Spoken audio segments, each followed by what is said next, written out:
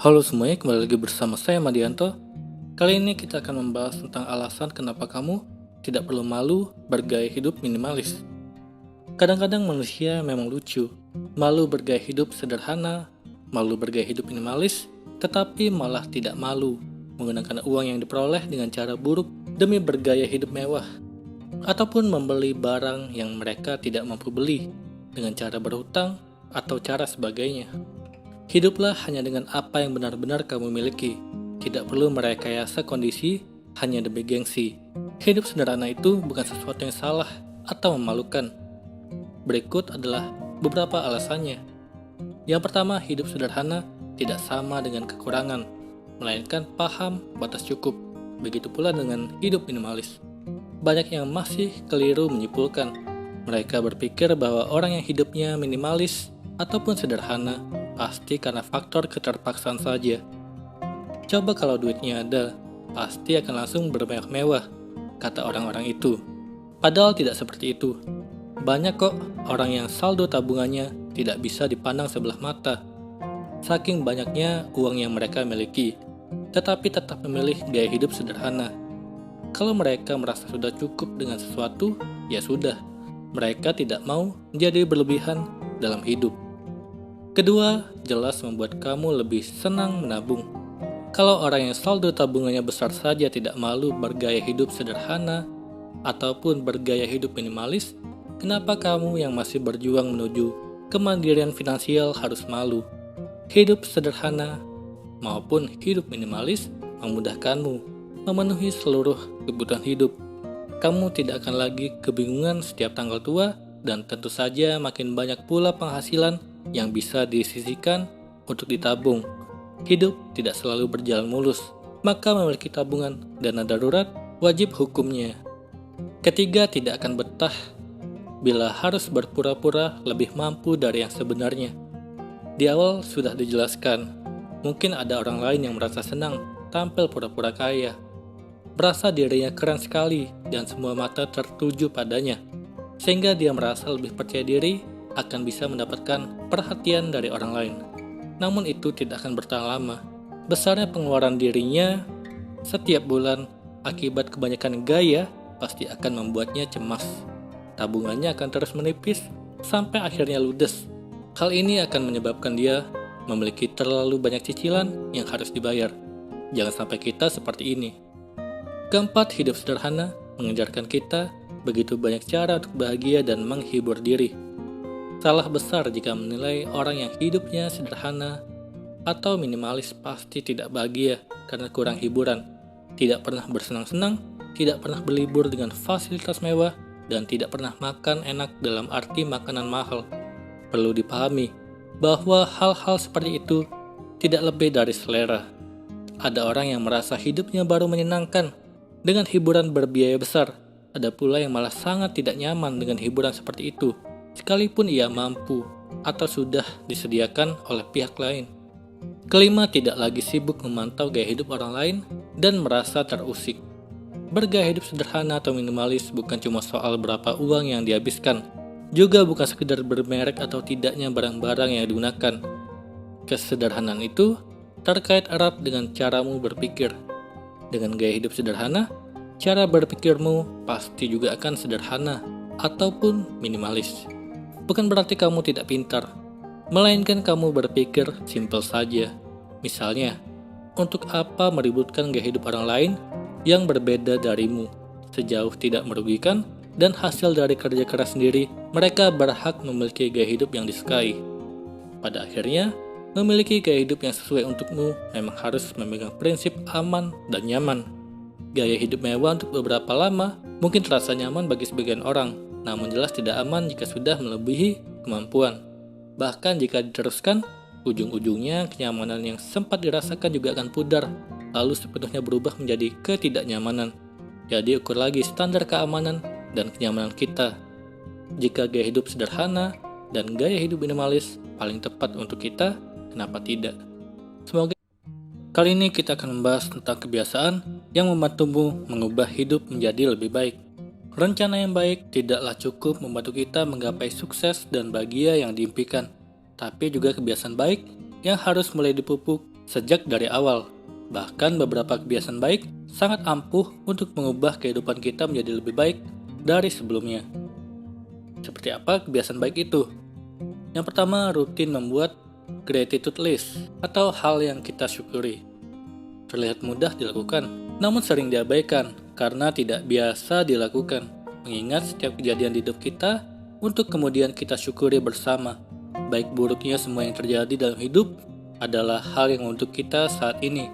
Mau baik atau buruk, semua adalah hasil dari usaha kita. Namun tidak banyak yang melihat bagaimana kita berjuang dengan proses yang tidak mudah. Cobalah rutin menuliskan gratitude list yang terjadi dalam keseharianmu. Mau ditulis di awal hari atau akhir hari, semua sama saja. Karena yang paling penting adalah bagaimana kita mampu melihat proses yang sudah kita jalani dan mensyukuri apapun yang kita dapatkan. Berlatihlah rutin mengucapkan syukur, maka kita akan lebih mudah untuk melakukan banyak hal lainnya. Kedua, membuat jadwal kegiatan dari pagi hingga malam hari. Jika kamu terbiasa menggunakan daftar kegiatan untuk melakukan pekerjaan setiap harinya, maka itu akan terus dilakukan. Sebab hal ini akan membuat kita menjadi disiplin dan semakin produktif dalam beraktivitas. Bahkan tak perlu menunggu bekerja di sebuah perusahaan dengan target yang sudah ditentukan, yang mewajibkan kita membuat daftar aktivitas, tapi kita juga bisa menuliskan kegiatan baik itu di rumah sekalipun. Melatih diri disiplin menulis kegiatan setiap hari akan melatih kita teratur menjalani hari.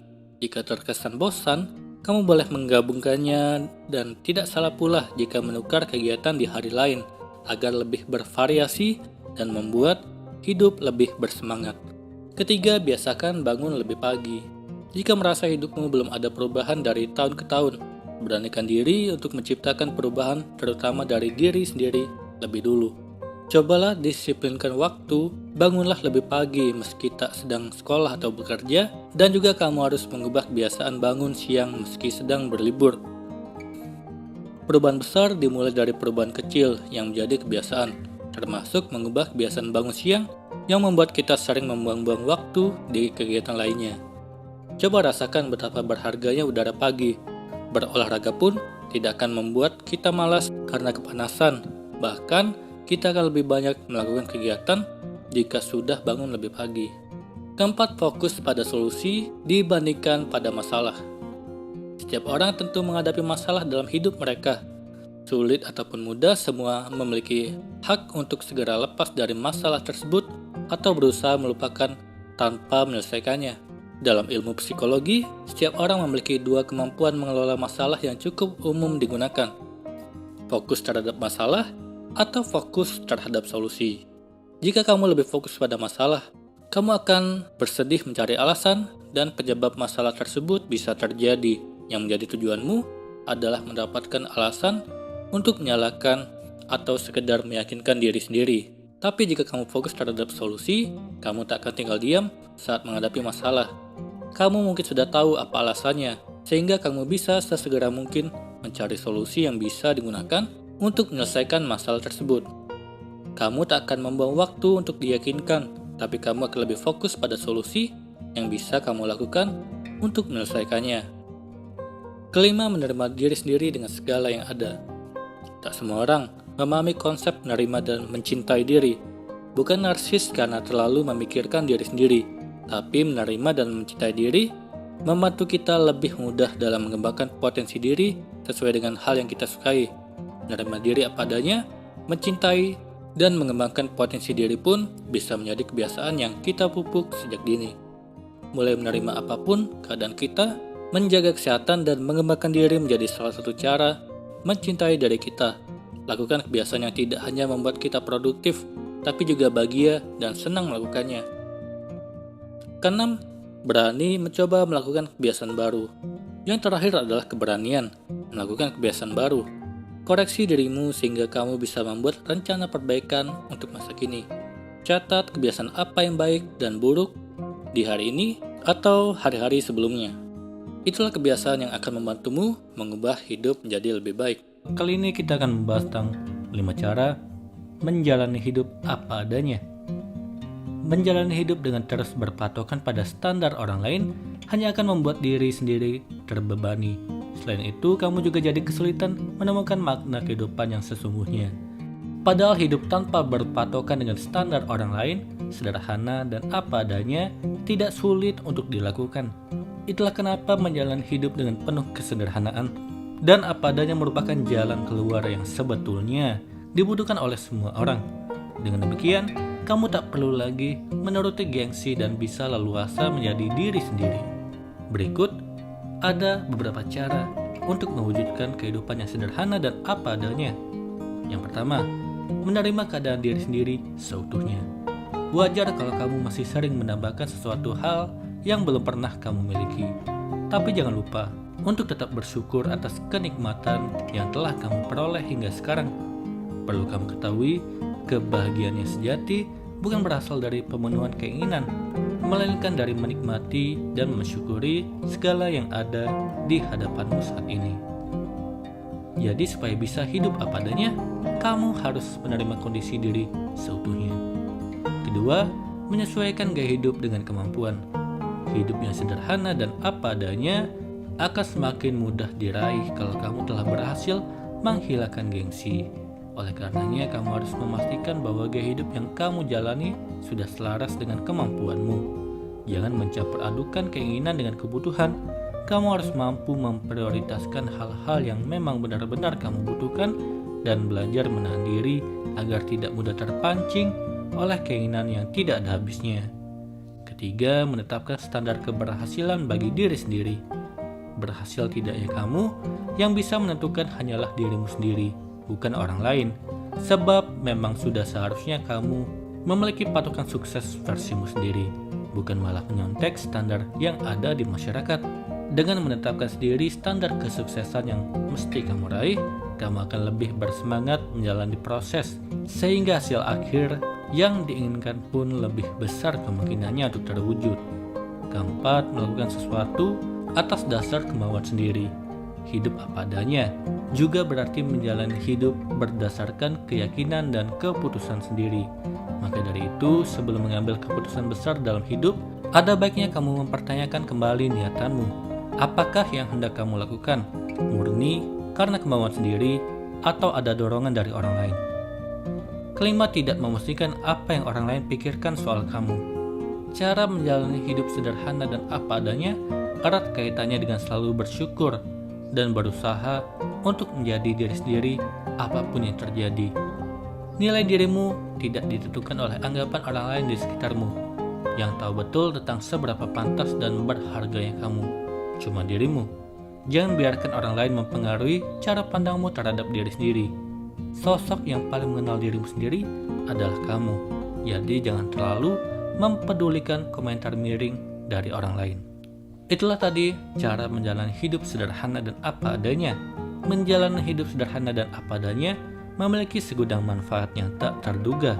Ditambah, cara hidup ini sangat relevan kalau diperhatikan di zaman yang penuh tuntutan seperti sekarang ini.